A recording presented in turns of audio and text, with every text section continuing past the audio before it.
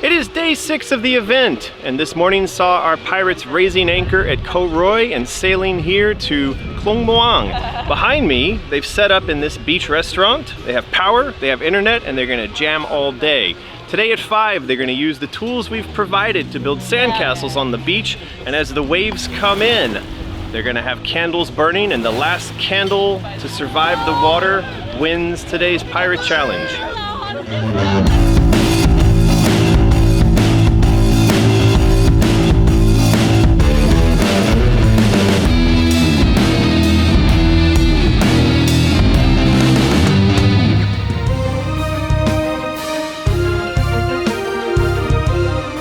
This year's Pirate Jam has been blessed with phenomenal weather and beautiful sailing conditions. We sailed this morning from Koh Roi here to Klong Muang aboard 6 boats, and our pirates have been learning how to sail and live aboard, and they're really doing a fantastic job.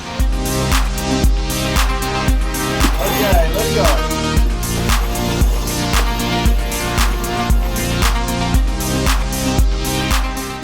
That's it, you've done well.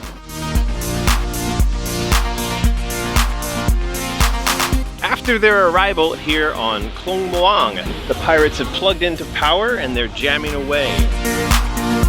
We don't have a name for the game yet, but it's a plant simulator. It starts kind of like the beginning of Little Shop of Horrors. You get a plant and you don't know what it's going to be. You take care of a plant like a Tamagotchi. So I'm drawing a bunch of flowers and leaves and fruits and things like that. This is the seed selection. It's going to be a bunch of hand-drawn art. Yeah, here, you're choosing your seed. Yeah.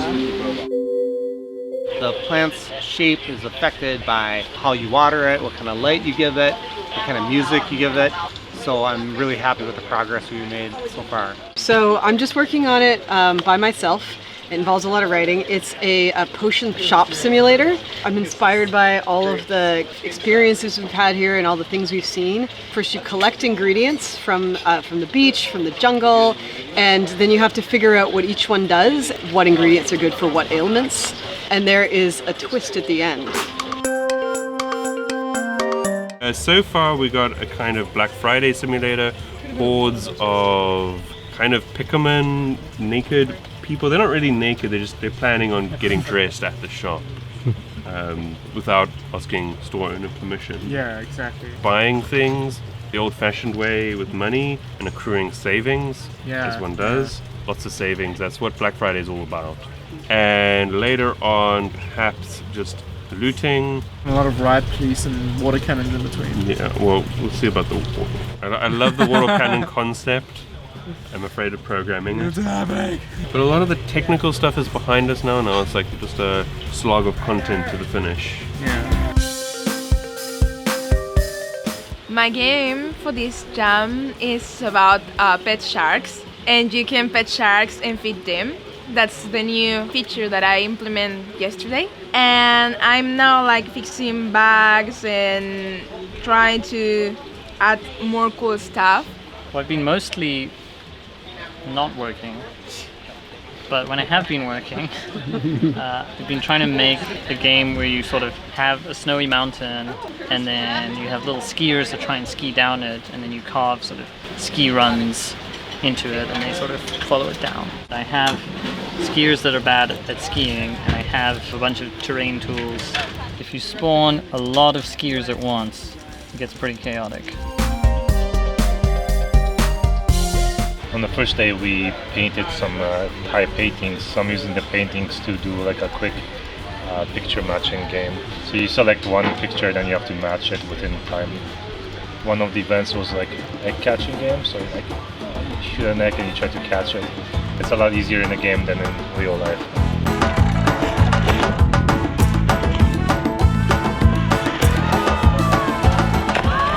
So I'm working on a game where you are managing an inventory. You are on a little dinghy or little raft, and you can float around, go from island to island. There'll be floating things in the water you can collect. But when you get to islands, they're mostly desolate, there's nothing on them, so you can choose to take coconuts that you find and plant them and come back, you know, after a while, and there'll be trees there that you can then harvest for food. I'm trying to get the same style of Southeast Asian islands where it's like multiple small words. So So like right now I'm working on trying to generate names in that same structure. So you build a dragon or a monster. You draw the different parts and then you can place points to make the parts move. You can place the joints for like a part that you're drawing. There's just a couple bugs I have to fix and then I can start doing more gameplay stuff. Just keep running. Yeah, I got him. Try to. I got him.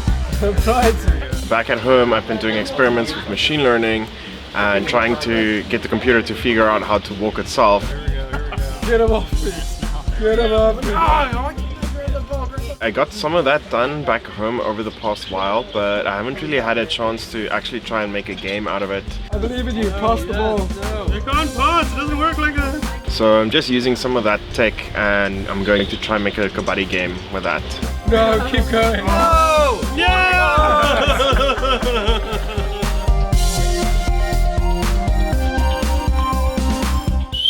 Alright, pirates, we are here for the Sandcastle Challenge.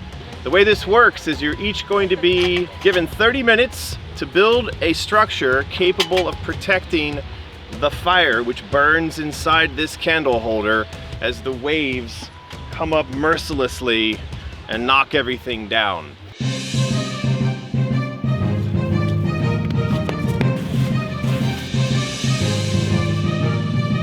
Let's hear what the strategy is here. Bigger is better. Bigger is better. Yeah, using our monkey feet. I can get as much stand up as humanly possible.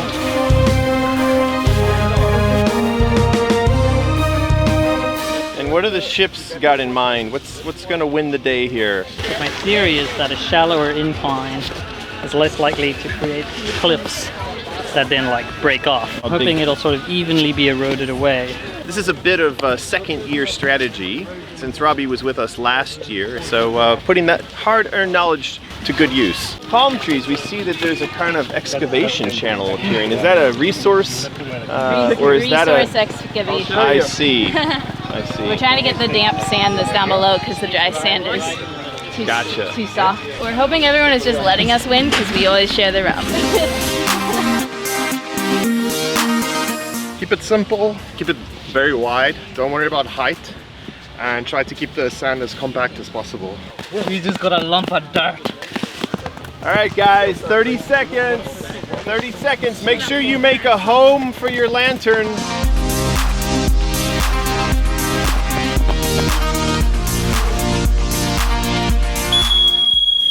That's it. All right, pirates, the water is here. The candles are here. Let's get these fires lit and see who survives the longest. This is for the monkeys. If we lose, this is on Special candle holder at the top. Can we draw a monkey on it? Yes. Flame of light.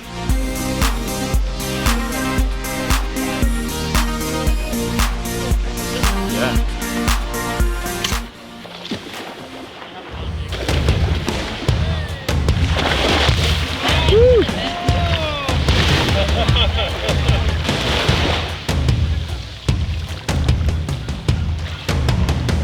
What you can observe here is a clear difference in strategies being shown between the corvette and the spire. The corvette is being strengthened by the water, whereas the spire is being eaten away by corrosion.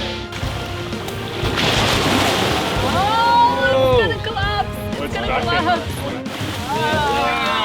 It's a beautiful collapse.